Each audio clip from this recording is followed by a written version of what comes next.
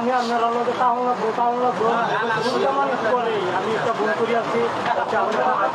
একদম top news viral Ripon video নেত্রকোনায় 13 বছরের একজন শিশুকে ধর্ষণ করতে গিয়ে ধরা খেয়েছেন, যেটাকে বলা হয় কট। আমরা কত বিশ্বাস করতাম, আমাদের বিশ্বাসের উপর আবার পানি ঢেলে দিল। এভাবেই আমাদেরকে সবাই ধোঁকা দেয়। প্রথমে আমরা তাদেরকে বিশ্বাস করে ফেলি অন্ধের মতো। এই রিপন কত সিম্পিতি নিল জনগণের, আর কত টাকা বানাইলো। মানুষ তো মনে করে যে এত সহজ সরল বাংলাদেশে আর কেউ নেই। কত টিভি, কত মিডিয়া, কতভাবে তাকে উপস্থাপন করলো। এই যে 13 বছরের একটা শিশুকে ধর্ষণ করতে যাইয়া কট খাইলো ভাইরাল রিপন ভিডিও।